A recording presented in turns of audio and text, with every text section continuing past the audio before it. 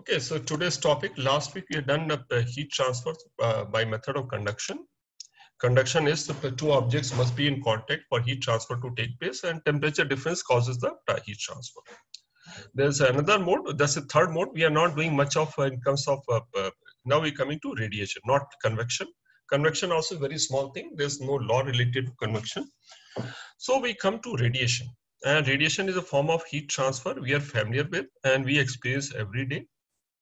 And that is heat Earth receives from sun. So this is transfer of heat without any medium. And in this case, actually, the heat transfer takes place in form of electromagnetic radiation. Okay. And then there are few terms related to heat transfer and its absorption. There's something called absorptivity. Absorptivity, to understand absorptivity, suppose we have two objects. We have a perfectly black body. And this is, let's call this perfectly black body. And there's some other object. And this object A. So if we keep out in the sun or any, we expose it to some radiation. So some radiations are falling onto both the surface. If both the surfaces are identical, equal amount of heat, equal amount of radiation is falling on both surfaces in equal time interval. What is perfectly black body? The name itself says it absorbs 100% of the radiation which is incident. This absorbs only a fraction. So suppose compared to this absorbs 100%, and compared to this absorbs only say about 40%. If it absorbs only 40%, it means coefficient of absorptivity is 0.4. Some other object, so different type of object depending on its nature of surface and the color of the surface. This fraction of energy, incident in radiation energy, what they absorb may vary, and that is expressed in form of fraction, and that's called A. Okay, and there's another term called emissivity. This is in terms of fraction of energy, incident energy absorbed. Second is emissivity. What is emissivity relates to? If we have, again, if we take a similar case, in this case, actually what we are doing here, in this case, this absorbs 100%, this is 40%. So compared to this is absorbed only 0.4 times. When we come to emission, so any object which is the temperature greater than 0 K, anything greater than 0 K, any object, even at very low temperature also, and it radiates heat energy. It radiates EM waves. If we have two identical shape, one is perfectly black body and it's another object A. The perfect black body radiates under identical condition. If radiates certain power, this may radiate if suppose I use the same thing, same two object A here also. Since here it was absorbing 40% of incident energy, here also compared to perfectly black body, this will radiate only 40% energy. And that is emissivity. This is absorptivity. And that's what Kirchhoff law says. If a surface which absorbs only 40% of incident energy, compared to perfectly black body, it will radiate energy under identical condition of the same fraction. So ratio of energy radiated by a body to energy emitted by perfectly black body surface under identical condition. So that's the Kirchhoff law, A is equal to E. Okay, so perfectly black body absorbs all radiation, nothing is reflected. That's why it's called perfectly black body. So rate of heat absorption. So there are two things happening. Any object when you place in a surrounding, unless you place in a 0 degree K, unless you place in a vacuum, both the things are happening together. What are two things happening together? There's incident radiation and there's radiation radiated away. So it is absorbing heat and radiating heat. Both are happening simultaneously at all times. So let's look at what factors the rate of heat absorption depends on. Rate of the heat absorption depends on the surrounding temperature and the nature of surface. And this is the expression what we use for rate of heat absorption. This is Stephen Boltzmann constant, 5.67 into 10 to power minus 8 SI unit. This is the property of the material surface, this area of the surface, and this is 4th power of the temperature of the surrounding. What will happen moment you place in vacuum? See, if there's a vacuum, automatically vacuum means temperature becomes 0. And if it is not vacuum, it means there are molecules present, and those molecules will have motion. It will have certain temperature. So other than vacuum, of course, it will always have surrounding will have some certain temperature. And what we notice here, important point to note here, the rate of heat absorption, rate at which absorbs heat, is independent of temperature of the object. So which means, suppose I keep an object which is at 10 degrees and say 300 K. I place in a surrounding medium which is at 400 K. What will happen? We know that this temperature will start rising. Even as the temperature start rising, as long as surrounding temperature is not changing, from 300 it will become 301, 2, 3, 5, 10 and all. But the rate of heat absorption depends only on the surrounding. As even as the temperature of the object changes, rate of heat absorption will not change. It only depends on the surrounding temperature. Similar way, when we talk about rate of heat radiation, it only depends on the temperature of object. It does not depend on the surrounding temperature. So both are independent. Absorption based on temperature of surrounding medium, and radiation depends on the temperature of the object. And similar figure, it is emissivity and just Ashray. Where is the temperature expressed in Kelvin here? Yes, all temperatures in Kelvin. So it's a good point. I didn't mention all temperatures in Kelvin. Okay, and E n equal to E. So when we look at, that's called Provost heat exchange theory. Any object, unless it is placed in vacuum and unless it is 0 K, both the things are happening simultaneously. So when we say net rate of heat radiation is heat radiated minus the heat absorbed, and this is the expression. Okay.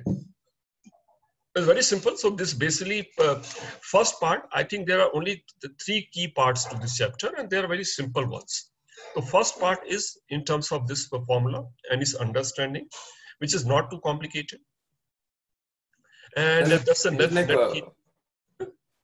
A second. I'm losing your voice. Huh? Hello, can you hear me? Yes, now I can hear you. Heat will be absorbed per second. Yeah, this is rate of heat radiation. Just yes, per second kind of thing. Yes, it's a power. So if at all you have to use the unit, what is the unit of this term? Power. So what is, we'll come to that part. And it's see something when we come to next part also. That's the net rate of heat radiation. And this unit will be, in, if I use SI unit, this would be in watt, or it could be joules per second. If I use everything in SI unit. If I use SI unit, what is the value of sigma? This is 5.67 into 10 to the power minus 8. Okay, so everything in SI unit, temperature in K, area in meter square, that's it. So what we notice from here, if temperature of the object is higher than the surrounding temperature, it will radiate net heat, and when it radiates, it is losing heat. And whenever any object loses heat, its temperature changes. So then we come to some term called rate of cooling. Let's understand how we arrive at rate of cooling. Rate of cooling is based on this factor. Delta Q is equal to MC delta T. If delta Q is positive, change in temperature is positive. If delta Q negative, of course, change in temperature is negative. This is amount of heat energy. How we can find out rate of heat, rate of cooling? See, we calculate what is happening in, we take a small time interval dt. Why we are taking a small time interval? Because if the temperature changes, the rate of heat radiation also will change. So in time dt, what is the amount of heat radiated? Amount of heat radiated will be power into time interval. So this is rate at which heat is radiated multiplied by time interval. This becomes amount of heat radiated. And what does delta T indicate? Delta T indicate change in temperature, or actually it means drop in temperature in time dt. Drop in temperature in time dt. So from here we can easily find what is the rate of cooling. So change in temperature divided by time, this gives you rate of change of temperature. So rate of cooling. So here this term radiated away, so this will be negative term. So the rate of cooling, this is the term which is rate of cooling. And what we notice here, I think rate of cooling in terms of formula, there's nothing much. We just remember, if we understand this one, we can easily arrive at rate of cooling. So what we, just to understand this part, suppose we have two objects of same material at same temperature. How we can have two objects? Either we can have one object is in form of a sphere of radius r, and other is other radius of radius 2r. And both are identical means what? Under identical condition, if this also has temperature T, this also has temperature T. Both are made same material, so E also is same. And both are kept in the identical surrounding. So if we have to compare at what rate the temperature of these two objects will change at that instance, The rate of cooling, see if they're identical condition, this temperature, this ratio will be same, C will be same, E will be same. So rate of cooling will be proportional to area by mass. And area by mass is proportional to volume. So rate of cooling of two objects placed under identical condition is proportional to area by volume. And depending on the shape, we can easily calculate. Just an example how we can compare rate of cooling, and that is instantaneous rate. Because if the rate of cooling is different, maybe one minute later, we'll find these two will not have the same temperature. At one point of time, they had the same temperature. Unless the rate of cooling is constant, rate of cooling is same, at different instances, temperature will be different. So this initial rate of cooling, we can find like this.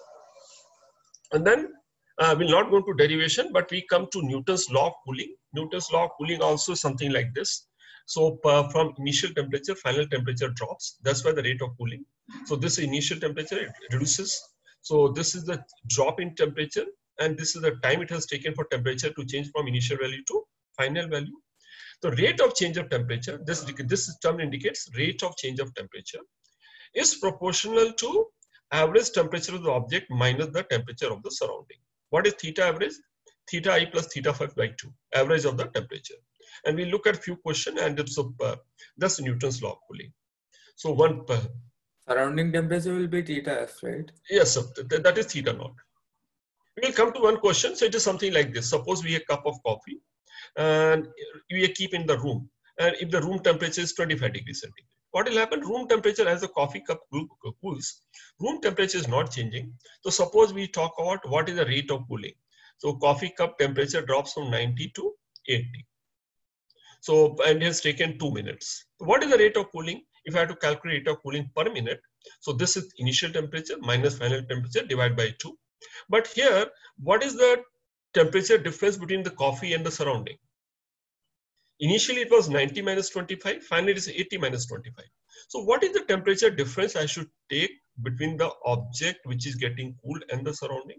I'll take the average temperature of the two. What is theta average? Theta average will be actually the theta I plus theta F by 2. Okay.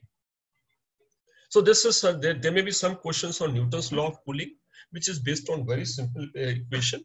It says rate of cooling is proportional to temperature difference. How do we take the temperature difference? Average temperature difference. And finally, there's something Wien's displacement law. Wien displacement law. So let's try and understand what is Wien's displacement law. So any object radiates energy.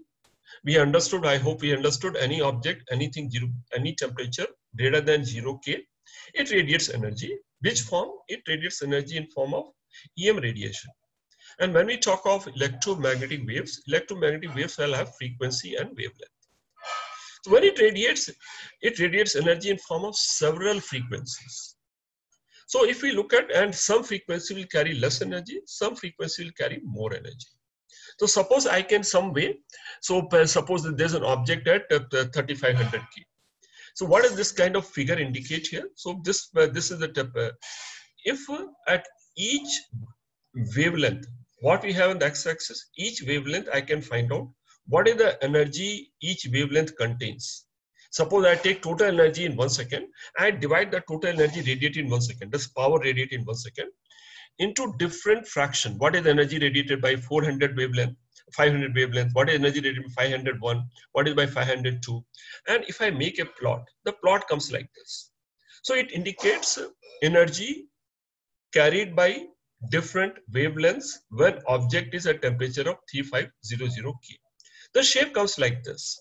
There's a particular wavelength which carries maximum fraction of energy compared to any wavelength. That's called lambda m. So whenever you have plot, this is lambda m. For red color, what is the lambda m? This is where it becomes maximum. This is the wavelength which carries maximum fraction of heat radiated. Similarly, for this color, this is like this. And this is something close to what is this is sun. Sun temperatures between these two. So this is the this wavelength. So all wavelengths are present. So many different wavelengths are present. But other wavelengths are carrying less energy compared to wavelength corresponding to something like 500 nanometer. So every wavelength we can find out what is the wavelength which carries maximum fraction of energy radiated at a particular temperature.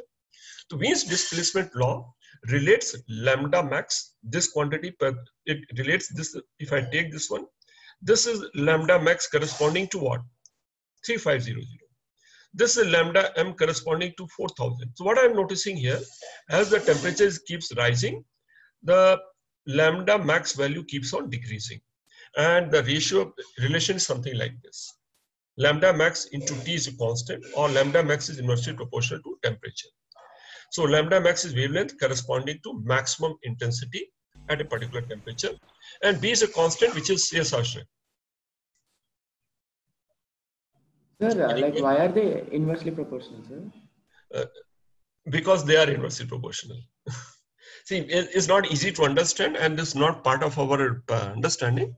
Yes, but they are inversely proportional. Basically, one way of thinking is it is actually it is possible to prove it also. When Wiens gave this law, he didn't have a proof. It was only an observation. Later on, it is proof is also there, but proof is not part of our syllabus. Okay, so we leave the proof part. We don't have to worry about the proof. And this is a very small topic, only this part. And we see what is the use of this. So what we understand from here, suppose we light of, see, this is something like case of sun. Sun is something in this range. So when sun radiates energy, which is in different wavelengths, but can our eye see all the energy which is radiated by sun? No, sir. We can see only the part of energy radiated by sun which is falling in the visible spectrum. You know what is the visible spectrum here? These are different wavelengths marked here. Somebody recalls what is the visible spectrum?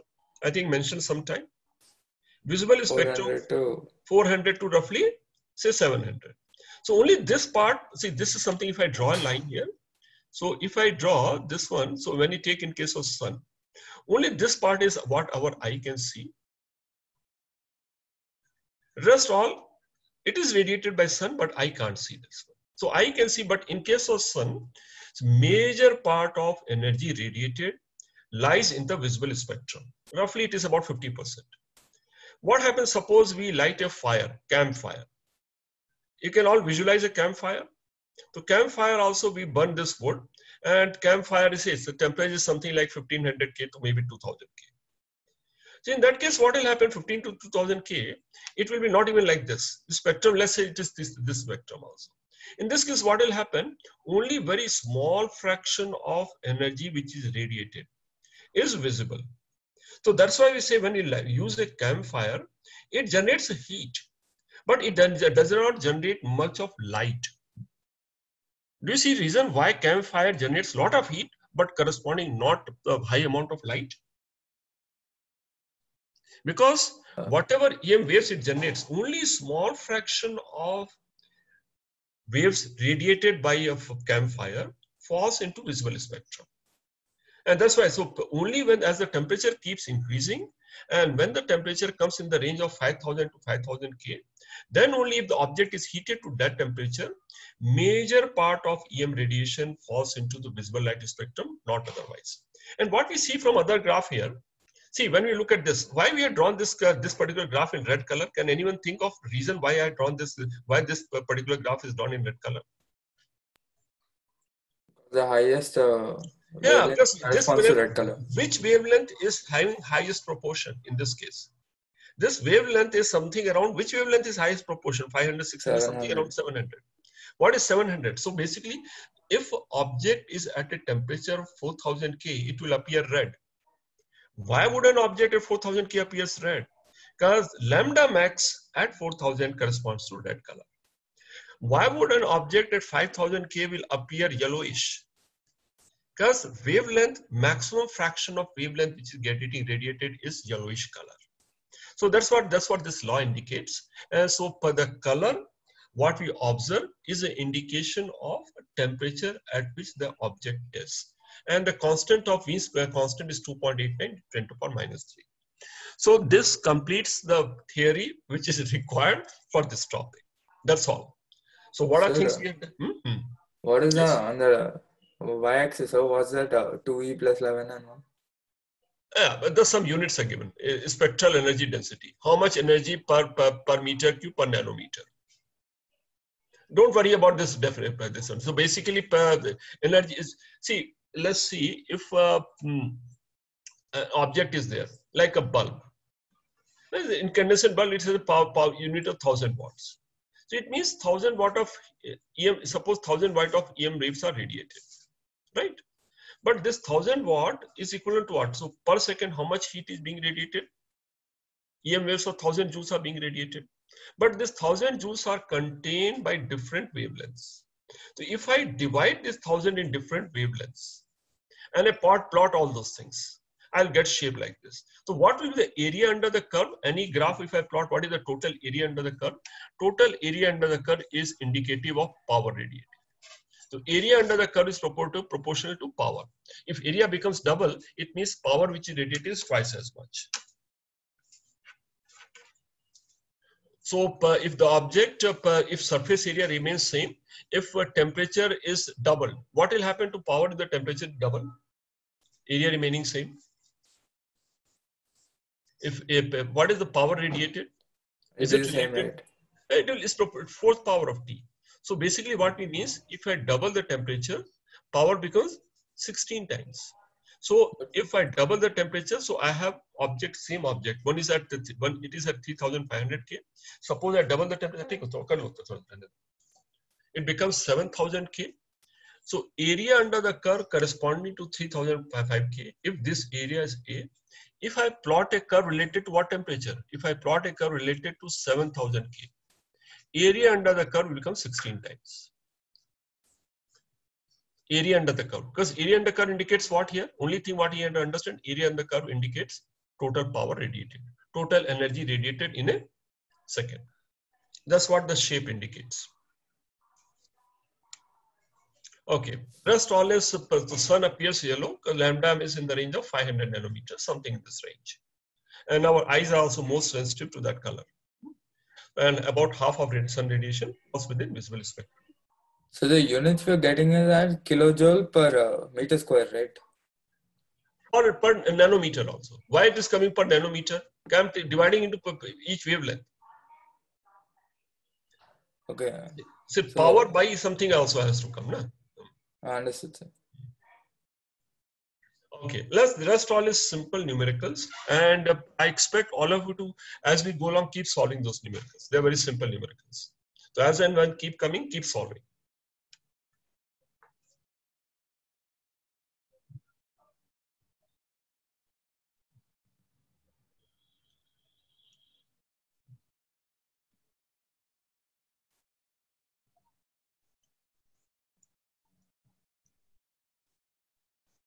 Same material.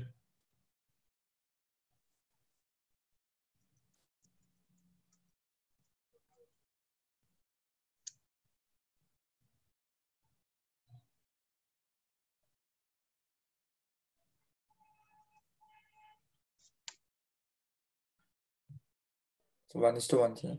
No, pretty simple. No, 1:1. Are you sure? So what is power? And only power on A and T to the power 4, right? T to the power 4. So power is proportional to R square and T4. Let's say first one is 1 square and temperature is 4 to the power 4, but 10 power gets cancelled. And the second one, this will be, yes, 4 square and 2 to the power 4. So what much comes equal to? They're pretty simple questions. Next one.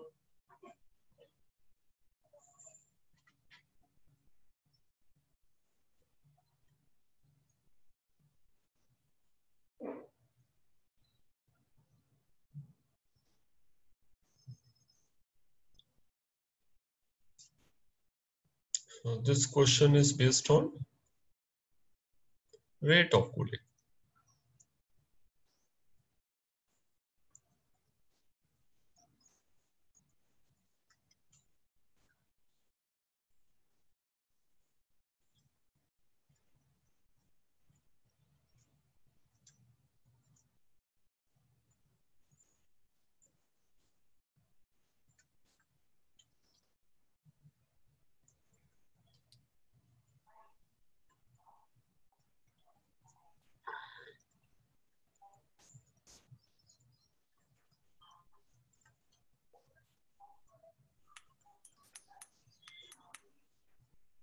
So rate of cooling is proportional to area by volume. Zero, rest all are same. Emissivity is same. This will cancel out. So rate of cooling is proportional to area by volume. Since it is a cube, area is proportional to area is L square and volume is L cube. The rate of cooling is proportional to 1 by L. As simple as that. Okay. So can we easily find an answer? So as the length becomes double, rate of cooling will become half. If rate of cooling half, how much time it will take? Delta T being same, time taken will be double.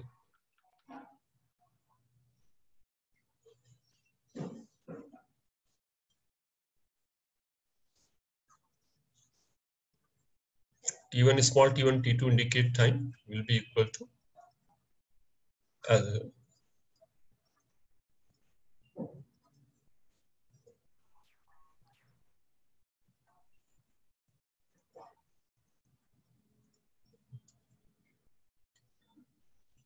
so as it becomes double, time taken also will become double.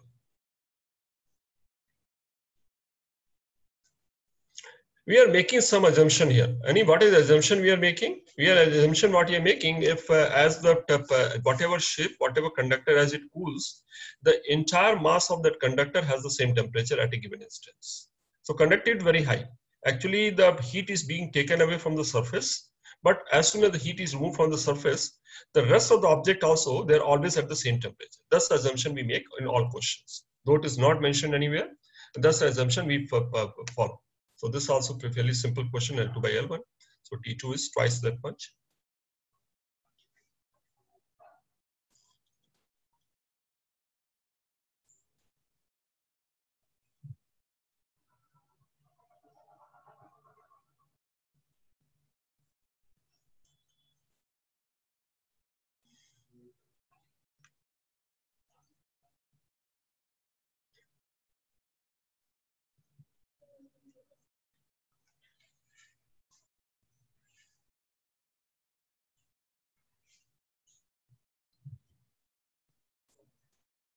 So suppose you want to understand, if you want to go step by step, let's say for a sphere of radius r, what is the rate of heat radiation?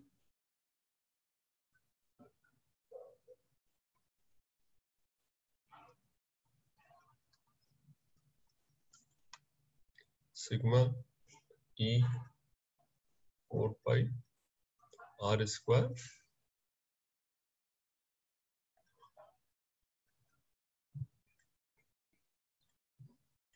So dq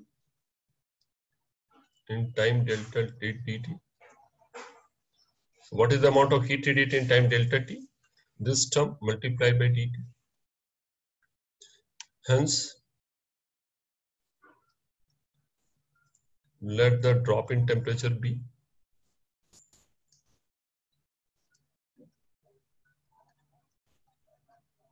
dt. So equating this to mc dt. And we say, again, I'm just going through what the basic step by step so that all of you follow. So what is rate of cooling? So rate of cooling we easily notice here. Rate of cooling will come equal to sigma E. I can write surface area itself. T4 minus TO4 divided by MC. Okay. So what do you do to rate? See, what will happen? This term is same. This term is similar. And okay, since initial temperature, this term also is similar. So what you see again, just as you mentioned, rate of cooling, if it is same object and same surrounding, it is proportional to area by mass. So what we need to do here, since both respect the same temperature and handling to finish mass. So we have to, what we need to do here, even area also we have to express in mass terms. So what we can do, area is proportional to r square, mass is proportional to r cube, proportional to 1 by r. So can we find the ratio of radius if ratio mass is given? It's pretty simple. What is the answer here?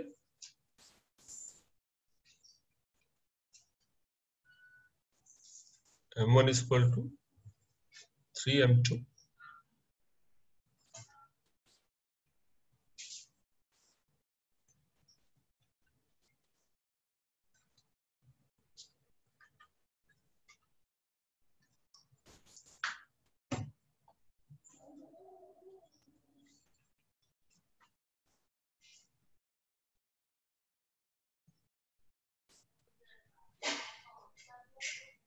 Sir, Yes.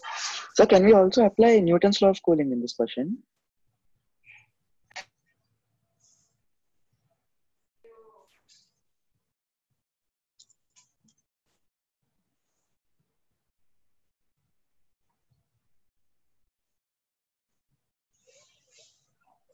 So it's not matching, no, sir? Yeah, you can see. Yes, can anyone answer? Can we apply Newton's law of cooling? Why can't we apply Newton's law of cooling here? Don't The know temperature difference is not very small. No, that's not the reason. There's some don't other know the reason. temperature. There's other reason, because some of you get tempted because this doubt comes and you should be able to answer why not. And reason is very simple. Why can't we apply Newton's law of cooling here?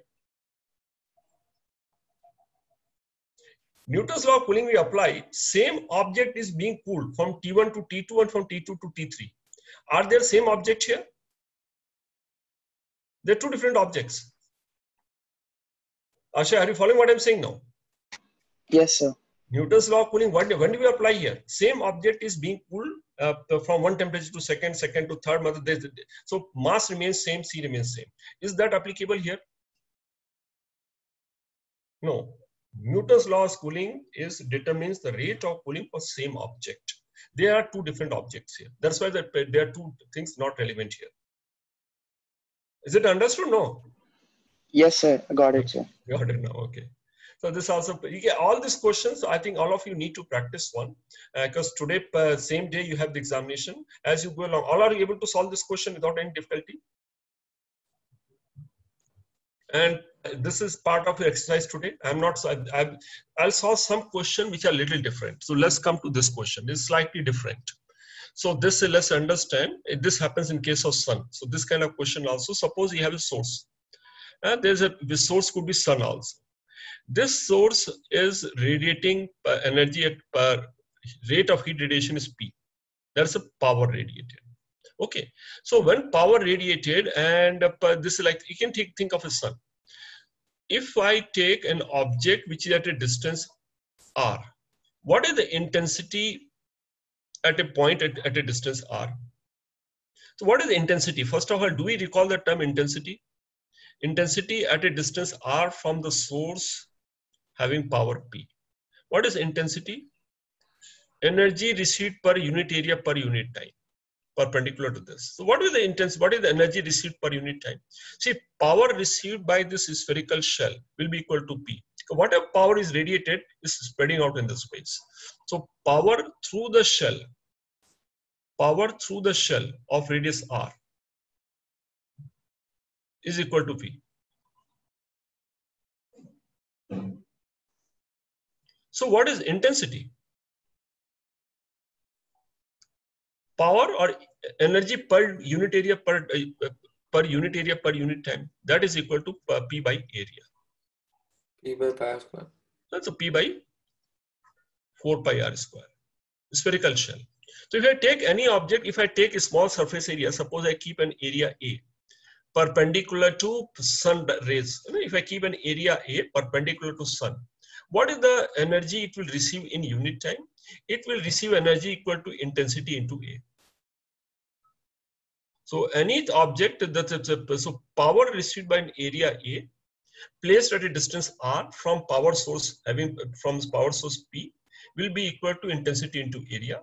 So this area will receive and this is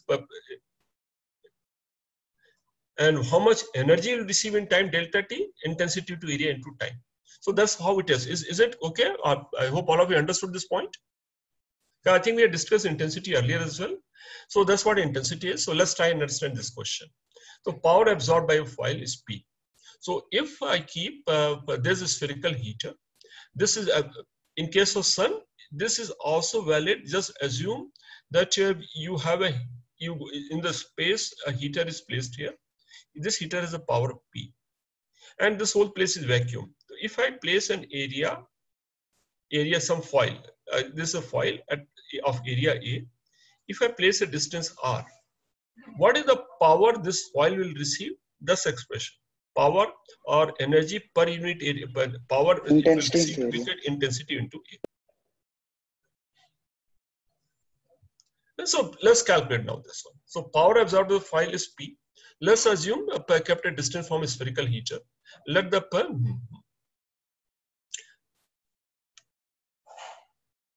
so what is the power it receives? Power it receives is proportional to what? Is proportional to intensity into area.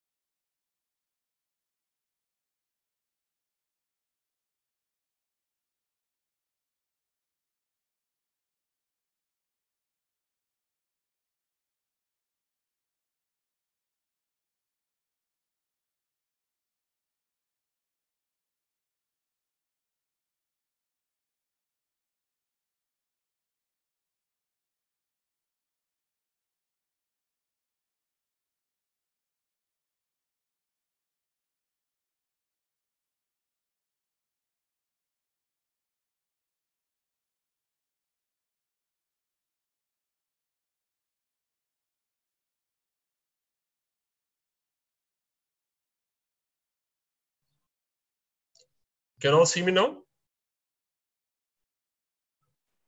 Yes, sir. Okay. So we are at this power. So basically what will happen, just understand here. So what we understand, intensity is proportional to square of the distance while is P. If distance is doubled, what will happen to intensity? It will drop to 1/4. Okay. So first of all, if temperature of the heater is doubled, what will happen to power? Sorry, I put it other way around. See, this is something, let's look at this. In this case, power absorbed will be, area is not changing. What is changing here? Temperature is changing and distance is changing. Okay, so area is not changing. Power absorbed is proportional to intensity. And what is intensity proportional to? Intensity proportional to power of the source and divided by square of the distance. So here power of, what is power of source? Power of source is proportional to T to power 4 divided by D square. So when we double this step, double the temperature, the power becomes 2 to power 4 times. And since we are doubling the distance also, it will become 2 to power 4. So how much power will become? It will become 4 times. Shravani, have you understood this point? Yes, sir. Okay. And so let's look at a couple of similar questions like this. Can we solve this question here?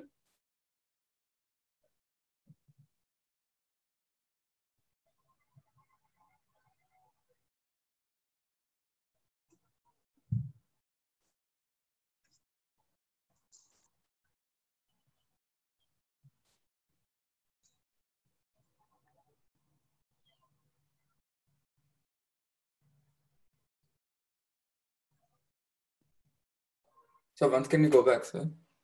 Yes. So when power is double, the intensity will double, right? Yes. Uh, But power is proportional to fourth power of temperature. temperature. See, okay, let me do it.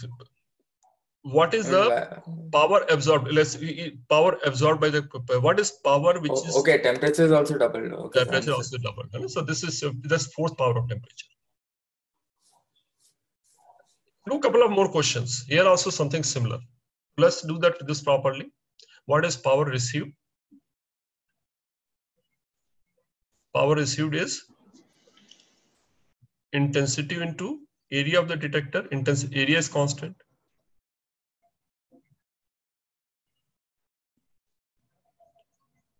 Since area is constant, power received is equal to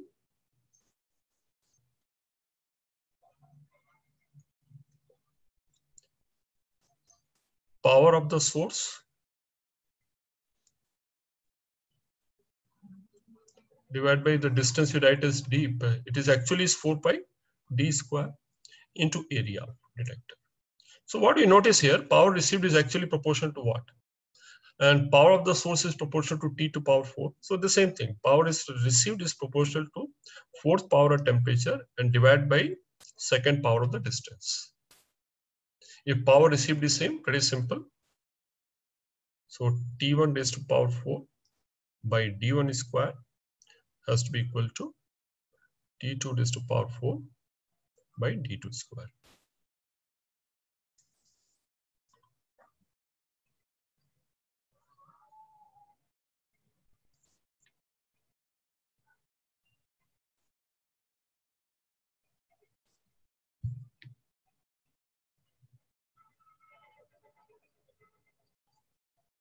Yeah, so this question, now if you try and solve, see if you can get a right answer here. So this sun, again, is like power source.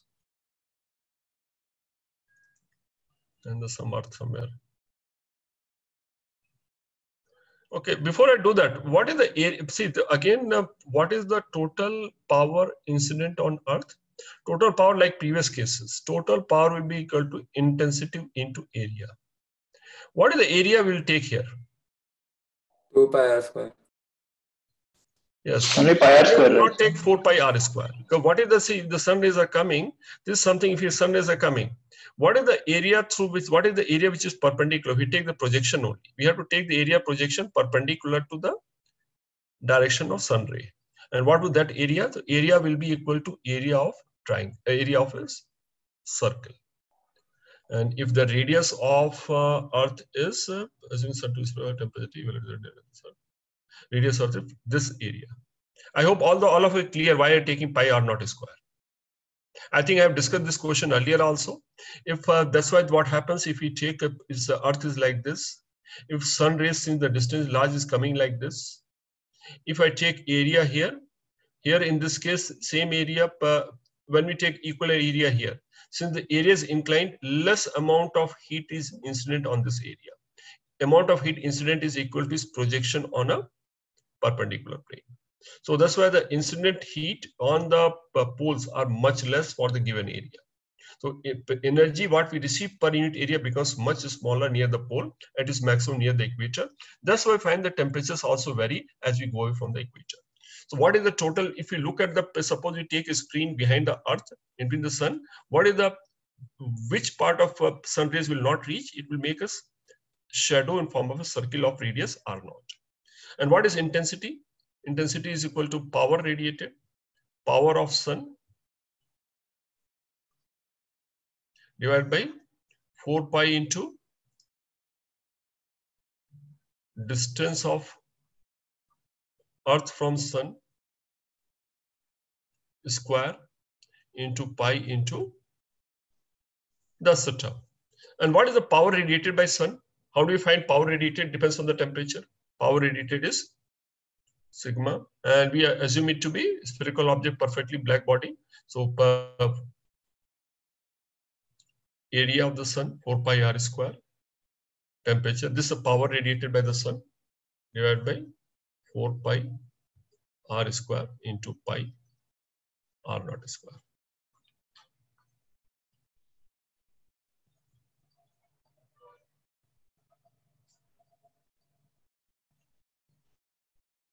Pranav? Yes, sir. Are you following this? Yes. Have you understood why I taken this area as not 4 pi r square? I didn't understand that. Now, suppose we take a spherical ball, we keep a bulb at a large distance. Okay. See, if the spherical ball forms a shadow, what does shadow represent? Shadow indicates the part of the light which has been incident on the ball. What will the area of the shadow which will form? Oh yeah, okay. The sphere will look like a circle. So it will look like this because there's area Earth here. Is it receiving any heat? This is not receiving anything, and this also. So that's the reason. Okay. Now let's look at this one. These are now Wien's displacement law, and some of you may find it very interesting. This is something. Suppose an atomic explosion takes place, and atomic explosion also will radiate EM waves. And you can have this EM waves, we can receive this EM waves, and we can plot a graph like this. If when EM waves you receive, it will be in form of different wavelengths. And we can analyze energy contained by different wavelengths. And once we have plot, we can find out which wavelength from the explosion carried the maximum energy. It's possible for any explosion also, we can find out similar to Beirut also. We can find out lambda m.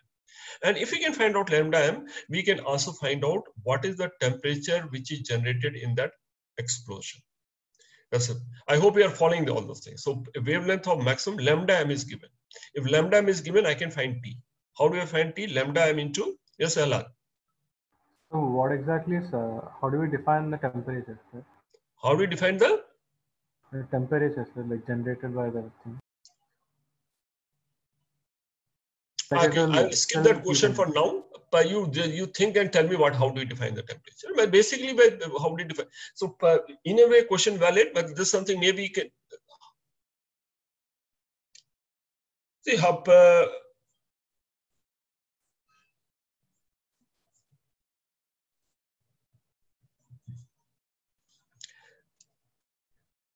See, wherever explosion takes place, explosion will take place in confined space.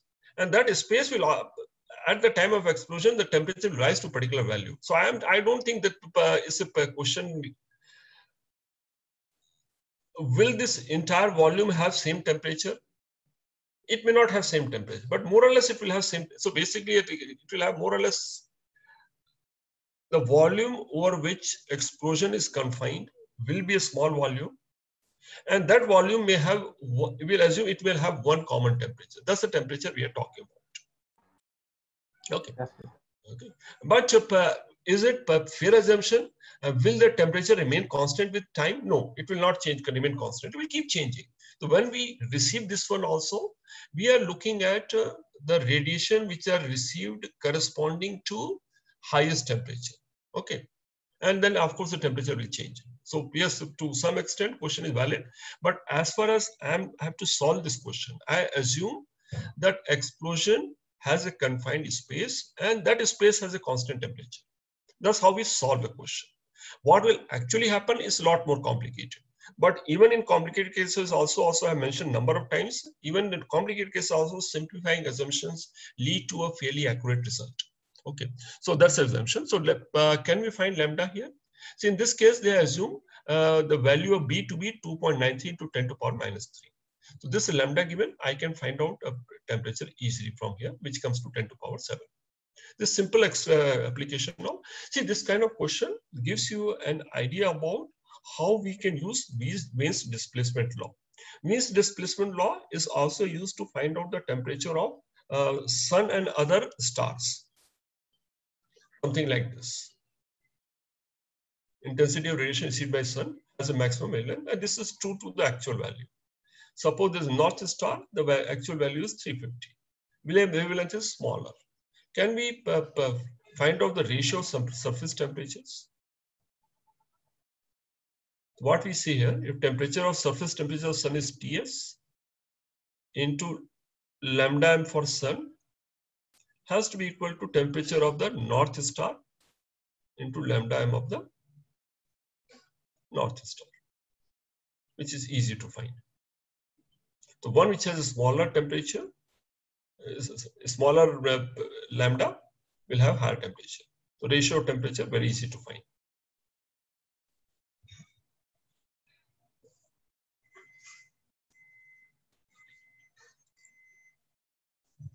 This is also a similar question. If wavelength becomes 3/4, it means temperature becomes 4/3 times. So this temperature is T, this becomes 4/3 T. That's why the wavelength lambda m has become 3/4. And if the temperature becomes 4/3 times, power will increase by factor of 4 times of this, 4th power of this. So what is the factor we are looking for? We are looking for answer is 4/3 raised to power 4. Very simple one. Yeah, let's solve something this.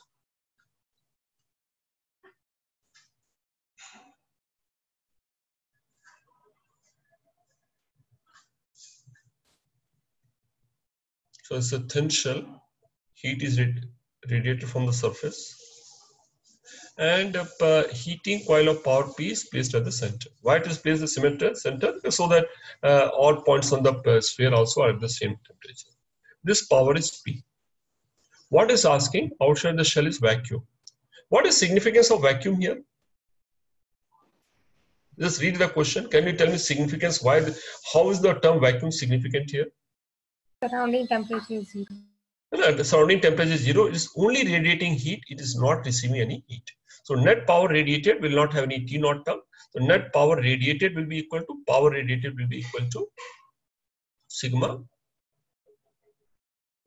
4 pi r square T to power 4. There is no absorption. Means it is constant. In a steady state, wavelength at which spectral radiance becomes a maximum. What will happen in the steady state? In the steady state, the temperature of the shell has to not change. Then whatever power is being delivered by the heater here, same power must be radiated. It means no amount of heat is getting absorbed by the shell.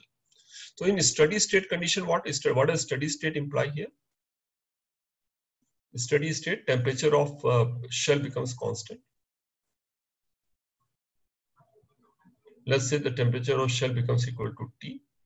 In that case, power radiated by this is equal to power of the coil. Heat radiated by the shell is equal to power of coil. So what is the equation? This equation we get sigma into 4 pi r square But it's not talking about temperature, it's talking about lambda. We know what is T equal to? T is equal to B by lambda raised to power 4 is equal to power of the coil. That's the equation here. So can you find lambda here? Yes.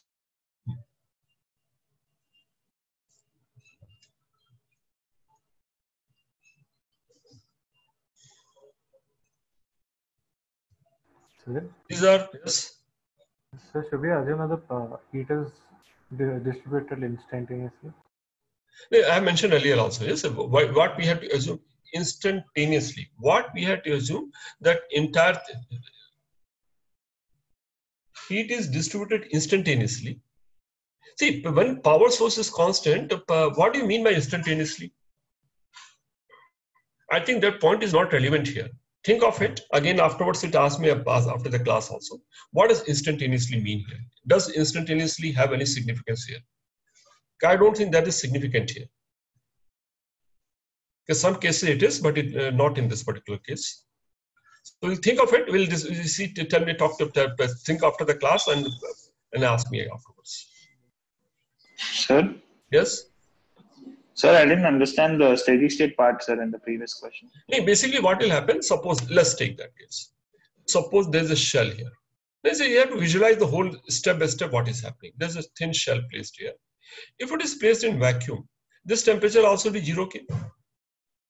I place a heater here. I switch on the heater. When I switch on the heater, what will happen?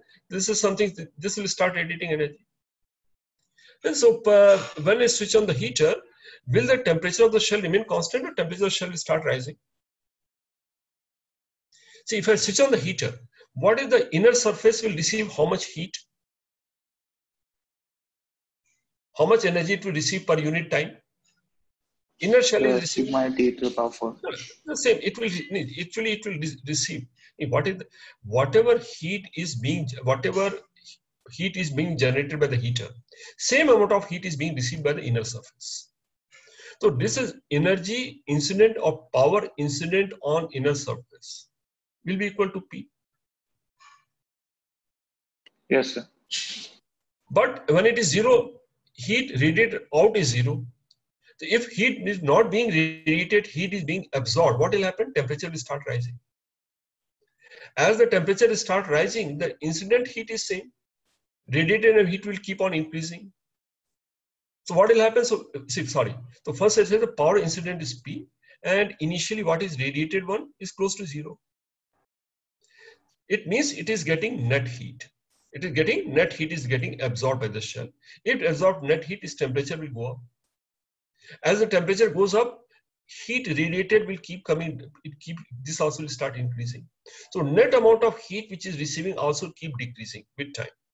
Rate at which net heat is being absorbed will keep decreasing. So it means its temperature will keep rising with a decreasing rate. Is that okay? Yes, sir. So temperature will keep rising at a decreasing rate, but it will keep rising up to what time? Up to a time when these two become incident energy it receives is equal to energy radiated. So when it comes to that state, it is not receiving any net heat. If it is not receiving net heat, the temperature will become constant.